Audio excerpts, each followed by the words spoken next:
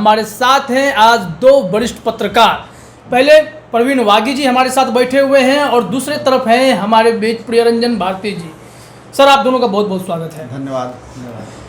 जिस चीज़ का इंतजार किया जा रहा था, लोकतंत्र के महापर्व का, बिहार में लोकतंत्र का महापर्व कब होगा, यानी बिहार विधानसभा चुनाव की तारीखों का ऐलान कब होगा, इसका इंतजार बेसब्री से बिहार में किया जा रहा था। और बिहार का चुनाव देश भर के लिए चर्चा का विषय हमेशा से रहा है। तो इसका ऐलान आज कर दिया गया है। चुनाव आयोग ने पूरी घोषणा कर दी है, यानी इस बार 3 चरण में चुनाव होने हैं, जिसमें 28 अक्टूबर, 3 नवंबर और 7 नवंबर को बिहार विधानसभा चुनाव के लिए मतदान किया जाएगा और 10 नवंबर को गिनती हो जाएगी। हम इसी मुद्दे पर बात करने वाले हैं हम अपने वरिष्ठ सहयोगियों से, और हम जानेंगे कि इस बार का विधानसभा चुनाव कई महीनों में कैसे खास है और पिछले बार जो चुनाव हुआ था उसकी अगर तुलना की जाए तो क्या बदल गए हैं इस बार। सबसे पहले प्रवीण सर, हम आपसे जानना चाहेंगे, इस बार जो आपने चुनाव आयोग की घोषणाओं को सुना, क्या अंतर देख रहे हैं पिछले बार के मुकाबले में? पिछले बार के मुकाबले में ये चुनाव बिल्कुल अलग है और पिछली बार से इसकी तुलना नहीं की जा सकती है, इसलिए कि सब कुछ इसमें बदला हुआ है जी। प्रचार का तरीका जो है वो बदला रहेगा, मतदाताओं का जो बिहेवियर रहेगा वो बदला हुआ रहेगा, बूथों पर जो व्यवस्था है वो बदली हुई रहेगी, और जो मतदान कर्मी रहेंगे उनका पोशाक वो पीपीई किट में पहन के रहेंगे। तो मुझे लगता है कि ये चुनाव का एक्चुअली ये समय उचित नहीं था। अभी का जो माहौल है, जो स्थिति है, और कोरोना के चलते जो संकट पूरा देश झेल रहा है, उसमें चुनाव कराना अभी उचित नहीं होता। मगर चुनाव आयोग ने क्या सोचा, क्या सर्वे किया, उसने मुझे पता नहीं, उसकी जानकारी नहीं। मगर ये फैसला आप ले लिया है तो चुनाव तो होगा, मगर इसके दुष्परिणाम चुनाव के बाद देखने को मिलेंगे। ये एक मुझे लग रहा है कि कोरोना का समय चल रहा है, कोरोना का समय चल रहा है, और कोरोना की महामारी कहीं ऐसा ना हो कि एक बार फिर दोबारा से लौट आए इस चुनाव के बाद। ये खतरा मुझे दिख रहा है। अब इसमें शामिल करेंगे प्रियरंजन सर, आपसे हम जानना चाहेंगे कि इस बार का जो आप चुनाव देख रहे हैं, तो चुनाव आयोग ने जो घोषणा की तो दायरा बड़ा हो गया, फेज कम कर दिया गया कि 3 फेज में करने हैं। पिछले बार 5 चरण में चुनाव हुए थे, इस बार 3 फेज में कर दिया गया।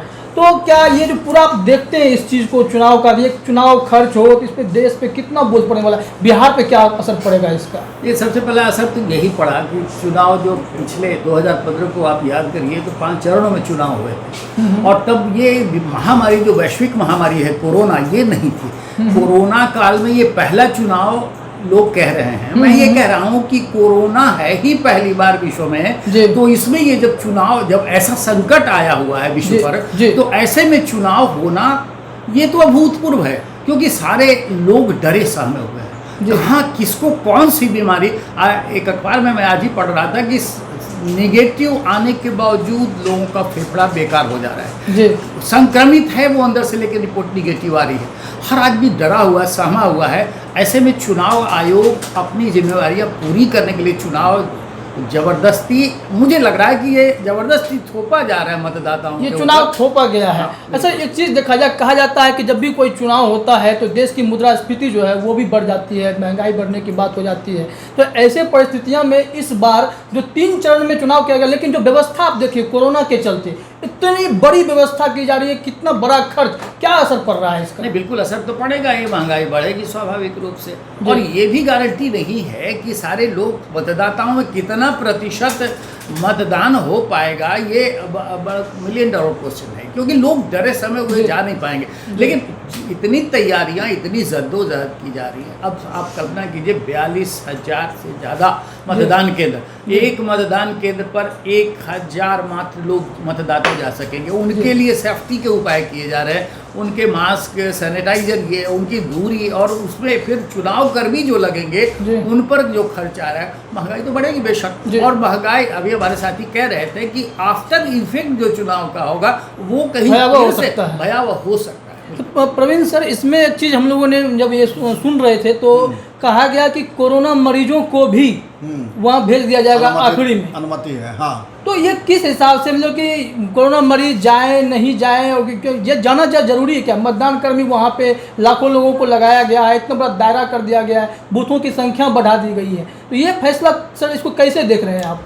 कोरोना को लेकर के जो प्रोटोकॉल घोषित किया गया है और पूरे विश्व में लागू है, उसका भी ये उल्लंघन है। जी क्योंकि प्रोटोकॉल में ये कहा गया कि जो पॉजिटिव केस हैं कोरोना से पीड़ित जो मरीज हैं वो आइसोलेशन में रहेंगे, जी किसी के संपर्क में नहीं आएंगे, कहीं बाहर नहीं निकलेंगे। जी मगर चुनाव आयोग कह रहा है कि वो भी बाहर जाकर के बूथ पर जाकर के वोटिंग कर सकेंगे। जी पहले ये कहा जा रहा था कि उनके घर पर व्यवस्था की जाएगी वोटिंग की, जी जी मगर आज जो चुनाव आयोग ने घोषणा की उसमें कहा कि वो अंतिम 1 घंटा उनके लिए टाइम बढ़ा दिया गया है जी। बूथों पर, और वो जा करके वहाँ वोट करेंगे। जी तो ये कितना खतरनाक होगा इसका शायद अनुमान चुनाव आयोग को नहीं नहीं। है, और ये उस प्रोटोकॉल का भी उल्लंघन है जिसका पूरा विश्व पालन कर रहा है, अपने देश में भी उसको फॉलो किया जा रहा है, जी ये उसका भी उल्लंघन है।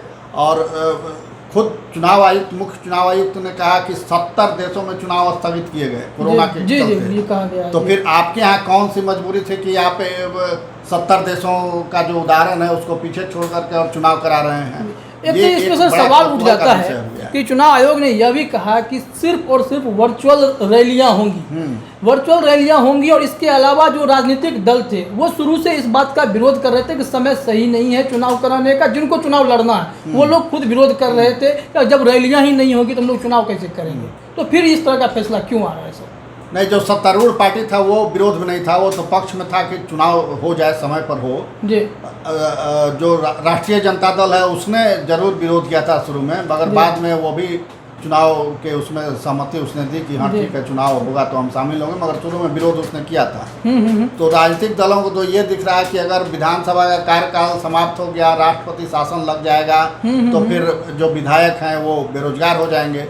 तो कैसे उनकी रोजी रोटी चलती रहे, उनका जो विधायकी है वो बची रहे, इसके लिए ये चुनाव कराया जा रहा है। चुनाव आयोग राजनीतिक दलों से राय ली, राजनीतिक दलों ने राय दी कि हाँ चुनाव होना चाहिए। इसका आर्थिक दुष्परिणाम भी होगा, कोरोना वाला दुष्परिणाम तो होगा ही, दूसरा पहलू है कि आर्थिक दुष्परिणाम भी होगा। चुनाव में बड़े पैमाने पर आर्थिक लेन देन होता है, माने जी। खर्च होता जी। है, काफ़ी राशि खर्च होती है, पॉलिटिकल पार्टियों द्वारा, उम्मीदवारों के द्वारा खर्च की जाती है, और उससे एक रोजगार का नया सृजन होता है। जी पोस्टर लगाने वाले, तरह तरह का झंडा बना करके बेचने वाले, माइक वाले, टेंट हाउस, कुर्सी हाउस, ये सब जो हैं उनका, ये हेलीकॉप्टर वाले लोग और लाखों कार्यकर्ता इसमें जुटते थे, तो जी, उनका भी सर, कुछ उनका सब कुछ इसमें खत्म हो गया। आमदनी कुछ होती थी। तो ये सारा कुछ अब नहीं हो पाएगा। वर्चुअल रैली यानी आप कमरे में बैठे बैठे संबोधित करेंगे जी। तो आपकी बात ही मतदाताओं तक नहीं पहुंच पाएगी। जी, 7 जी। करोड़ से अधिक, लगभग 8 करोड़ मतदाता हैं, वोटर हैं बिहार में। जी जी तो वर्चुअल रैली से आप कितने लोगों तक पहुंच सकेंगे? बिल्कुल, ये जी। संभव नहीं कि वर्चुअल रैली से आप 8 करोड़ लोगों को एड्रेस कर सकें, अपनी बात पहुंचा सकें। जी तो सर ये इसमें- आधा अधूरा चुनाव हमको जी लगता है। हम प्रियरंजन सर से जानना चाहेंगे कि वर्चुअल रैली के सहारे छोड़ देना, और कि 5 लोग ही जाएंगे, एक घर पे संपर्क करने के लिए भी जाएंगे, गाड़ियां भी 5 निकलेंगी, लेकिन एक परिस्थिति आप बिहार का ये भी देखिए कि जब भी कोई विरोध प्रदर्शन होता है तो कोई कोरोना, कोई लॉकडाउन का कोई पालन नहीं किया जा रहा। ऐसे में चुनाव आयोग की इस गाइडलाइन का कितना असर पड़ने वाला है? मुझे नहीं लगता कि गाइडलाइन का अच्छा सा पालन हो पाएगा। हालांकि लोग गांव देहात में आज भी देखिए तो लोग पालन नहीं कर रहे हैं, लेकिन बीमारियां भी गांव देहात में जिस तरह से फैल रही हैं वो रिवील भी नहीं हो पा रहा है। लोग जान भी नहीं रहे कोरोना है या नहीं है, उनको जांच नहीं करवाते, जांच समय पर नहीं होता, मौत के शिकार हो जा रहे हैं। तो ऐसी स्थिति में जो आप ये जानना चाह रहे हैं गाइडलाइंस का पालन, मुझे नहीं लग रहा है कि गाइडलाइंस का पालन होगा। जी। और सबसे बड़ी बात है गाइडलाइंस का जब पालन नहीं होगा तो फिर कोरोना संक्रमण के बचाव के सारे मापदंड, सारे उपाय धरे के धरे रह जाएंगे, बीमारी फैलेगी। बिल्कुल बिल्कुल। जब हमारे मित्र कह रहे थे कि 70 देशों की जो परिभाषा बनी चुनाव नहीं कराने की, उसे लांघ करके चुनाव आयोग को क्या आन पड़ी थी कि बिहार का चुनाव कराएं। मुझे नहीं लगता है कि चुनाव कराने की कोई बहुत ज़्यादा आवश्यकता थी। चुनाव आयोग चाहता तो इसे टाल सकता था, चाहता तो 2-4 महीने बाद जब ये संक्रमण का दौर खत्म हो जाए तब कराता। कोई पहाड़ तो टूट नहीं रहा था जी। सरकार तो वही रहती, अगर हम एक्सटेंड कर देते चुनाव को, आगे ले जाते 4-5 महीने तक, तो कोई परिस्थितियाँ, धरती नहीं पड़ जाती, पहाड़ नहीं टूट पड़ता। लेकिन अब पता नहीं क्यों, किस जिद में ये चुनाव कराया जा रहा है, वो चुनाव आयोग समझे, बाकी सरकार समझे। तो सर एक चीज़ और हम लोग चलते चलते इसको बाइंड अप भी करेंगे कि ताकि जो जिले वाइज इसका ये बता भी दिया गया है कि किस किस जिले में कब कब मतदान होंगे और इसकी अधिसूचना भी जारी कर दी जाएगी। लेकिन सर बात वही घूम फिर के आती है कि बिहार विधानसभा चुनाव जो इस जल्दबाजी में की जा रही है, तो क्या इसके जो दुष्परिणाम की आप बात कर रहे थे सर, कि वो दुष्परिणाम लोगों को एक बार फिर से समझाइए कि ये चीज़ें जो हैं क्या दुष्परिणाम लेकर आएंगी लोगों के बीच। दुष्परिणाम तो ये होगा कि सरकारी खर्च इस चुनाव में बढ़ेगा जी। तो वो सरकारी खर्च बढ़ेगा तो वो बोझ जनता पर आएगा, पब्लिक का पैसा उसमें खर्च होगा, सरकार खर्च करेगी। दूसरे की राजनीतिक दल जो खर्च करते थे, उम्मीदवार जो खर्च करते थे, वो खर्च कम हो जाएगा उनका। तो उस खर्च से एक आर्थिक विस्तार होता था और रोजगार का जो अवसर एक मिलता था लोगों को, वो अवसर इस बार नहीं मिलेगा, छिन जाएगा। तो ये दूसरी क्षति होगी, सरकारी खर्च बढ़ेगा और जो जनता के लिए जो खर्च होता था वोटरों के तक पहुंचने के प्रक्रिया में जो पॉलिटिकल पार्टियां खर्च करती थी वो खर्च घट जाएगा। तो इससे आर्थिक संकट बढ़ेगा देश में। और तीसरी बात यह है कि जो कोरोना अभी थोड़ा सा लग रहा है कि नियंत्रित दिख रहा है, जैसे पहले भयावह रूप था अभी वैसा नहीं है, मगर चुनाव के बाद मुझे इस बात की आशंका दिख रही है कि एक बार फिर से पुराना स्वरूप लौटेगा कोरोना का, महामारी। कई ऐसे उम्मीदवार सर चुनाव में खड़े होते हैं जो कम्प्लीटली इस दौरान अपने चुनाव प्रचार पर ही डिपेंड रहते हैं। एक टिकट मिल गया लेकिन मैदान जब तक पब्लिक से कनेक्ट नहीं हो पाते हैं तो ऐसे में उनका प्रचार पे असर भी पड़ेगा। और इसके साथ ही देखा जाए तो जो डिजिटल की हम लोग बात करते हैं, बिहार उतना डिजिटल तो है नहीं। तो इसमें डिजिटल कंपनियों का रोजगार बढ़ेगा। ये जरूर है कि बाहर से कंपनियां बुलाई जाएंगी, क्योंकि अब गांव देहात के भी जो उम्मीदवार खड़े होंगे ग्रामीण क्षेत्र में, उनको भी प्रचार करने के लिए इसका सहारा लेना पड़ेगा। तो डिजिटल कंपनियों का कारोबार जरूर बढ़ेगा, आईटी सेक्टर का कारोबार बढ़ेगा, उनको फ़ायदा होगा। और इस बहाने ये भी है कि लोग थोड़ा सा अवेयर भी हो जाएंगे कि कैसे इसका इस्तेमाल किया जाए। एक नई टेक्निक भी लोग जान जाएंगे, हालांकि बहुत विस्तार हुआ है उसका, तो ये एक नई टेक्निक जानेंगे। और एक चीज़ और अच्छा किया है चुनाव आयोग ने, कम से कम 3 चरण में कराया है। पिछला 5 चरण था, तो 3 चरण कम है, ड्यूरेशन कम है, तो इससे ड्यूरेशन कम है, लेकिन उसकी वजह से व्यवस्थाएं इतनी बढ़ाई गई हैं कि चुनाव खर्च जो है वो बढ़ गया है। सर आपसे जाते जाते आखिरी सवाल हम ये करना चाहेंगे कि दशहरा और दिवाली के बीच में सब कुछ को निपटाने की तैयारी है। एक तरफ लोग इंतजार कर रहे थे कि हमारा स्कूल खुले, हमारा जो बिजनेस बंद हो चुका है वो शुरू हो जाए, तो यह समय ये नहीं था, ये वक्त हुआ नहीं था कि बिहार को ज़रूरत थी इस वक्त आत्मनिर्भर बिहार की यहाँ बात की जा रही है, इन लोगों को पहले खड़ा कर लेते, कुछ समय बाद चुनाव करते। मैं वही तो कह रहा था, अभी आत्मबल बढ़ाना, आत्मनिर्भर बनने का मतलब होता है कि हम आत्मबल से लवरेज हों। जब तक हम पूरी तरह से अपने पैरों पर नहीं खड़े होंगे हम आत्मनिर्भर हो ही नहीं सकते। सही कहा आपने कि न अभी बच्चे स्कूल जा रहे हैं, न कोई कर्मचारी बिल्कुल अपने मन से डर को निकाल कर काम पर जा पा रहा है, न व्यापार न उद्योग धंधे चालू हो पाए हैं। आत्मनिर्भर कैसे होंगे? ऐसे में चुनाव की जो समस्या आन पड़ी है, मैं समस्या इसलिए कह रहा हूँ कि जिस तरह से डिजिटली आप चुनाव कराने की बात कर रहे हैं, चुनाव आयोग कर रहा है, कितना वो मापदंडों पर सही उतरेगा, लोग प्रचार में सही वही करेंगे जो चुनाव आयोग कर रहा है, वो देख के बाद में पता चलेगा। लेकिन मुझे नहीं लगता कि सारे मापदंडों का पालन हो पाएगा, और मापदंडों का उल्लंघन होना ही अपने आप में एक भयावहता की स्थिति पैदा कर देगा। ऐसी परिस्थितियों में जब आने वाले दौर में जब पर्वों का मौसम शुरू होगा, त्योहारों का मौसम शुरू होगा, उसमें हम लीक पर लौटने वाले हैं।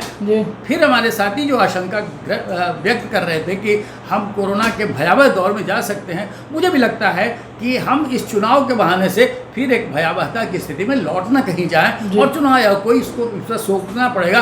चुनाव आयोग को ये भी व्यवस्था कर देनी चाहिए कि अगर चुनाव के कारण किसी भी मतदाता को संक्रमण होता है तो उसको वो कितना मुआवजा दे। ये चुनाव आयोग ने व्यवस्था नहीं की है, और ये लोगों को मांग करनी चाहिए, मतदाताओं को मांग करनी चाहिए। हम चाहते हैं कि आप चुनाव आयोग को इस माध्यम से सचेत करें कि मतदाताओं के लिए भी अलग से व्यवस्था करें। इसमें एक बात मैं और जोड़ना चाहता हूँ कि चुनाव में 3 पक्ष होते हैं, एक सरकार, दूसरी पॉलिटिकल पार्टी और तीसरा वोटर। और सबसे महत्वपूर्ण भूमिका वोटरों के लिए ये चुनाव होता है। तो सरकार की राय ली चुनाव आयोग ने, पॉलिटिकल पार्टियों की राय ली गई, मगर वोटरों से कहीं कोई राय नहीं ली गई। वोटरों कुछ नहीं पूछा, क्या चाहते हैं, वोट देना चाहते हैं नहीं देना चाहते हैं, ये नहीं जाना गया, यानी उनकी उपेक्षा हुई। तो ये एक चूक हुई है जी। बड़ी। और दूसरे की चुनाव की घोषणा अब हो ही गई है तो चुनाव तो होगा, मगर इसका विकल्प ये हो सकता था कि जैसे आप वर्चुअल रैली करवा रहे हैं जी तो उसी तरह ऑनलाइन वोटिंग की व्यवस्था कर जी, देते कि जी, लोग जी। घर बैठे वोट कर देते तो वो ज़्यादा सुरक्षित होता जी। और लोग आराम से वोट देते, वोटिंग रेशियो भी हाई होता। जी जी तो वो एक विकल्प था जिसको चुनाव आयोग ने उस पर ध्यान नहीं दिया। तो ये करना चाहिए था। मगर अब अंत में यही हम लोग अपील करना चाहेंगे जी। कि अब वोटर सावधानी पूर्वक जरूर निकलें घर से और वोट करें, क्योंकि अब चुनाव 5 साल में वोट एक बार देना तो आता है। जरूरी भी वोट है। देना राष्ट्रीय कर्तव्य है हमारा। जी, जी। तो इसलिए वोट देने के लिए जरूर हम जाएं, निकलें घर से, मगर सावधानी बरतते हुए कि कहीं कोई कोरोना लेकर के उधर से घर न लौटें, ये जरूर रखें। तो अभी आप सुन रहे थे, हमारे साथ थे प्रवीण बागी जी और प्रियरंजन भारती जी। इन दोनों से आपने चुनाव आयोग की घोषणा के बारे में, उसके आफ्टर इफेक्ट्स के बारे में और मतदान की प्रक्रियाओं पर जो सारे समस्याएं जो आपके मन में सवाल थे, हमने उन पर चर्चा की है। भले ही यह राजनीतिक दलों के लिए लोकतंत्र का महापर्व हो, लेकिन आम जनता के लिए जरूर टेंशन देने जैसा है। अगर कुछ बीमारियां फैल जाती हैं या कोरोना का दुष्प्रभाव जो होता है भयावह रूप में अगर हमें देखने को मिल जाए इस मतदान के दौरान, तो बिहार के लिए स्थिति कंट्रोल से बाहर भी हो सकती है। तो चुनाव आयोग ने कई बिंदुओं को लैग किया है, यह बात भी हमारे वरिष्ठ सहयोगी बता रहे थे। तो जरूरी है कि आप लोग भी सावधानी बरतें, और अब चुनाव आयोग ने घोषणा कर दी है तो बिहार चुनाव को भी सफल बनाने की जिम्मेदारी भी हमारे नागरिक की है। आप लोगों का सब बहुत बहुत धन्यवाद।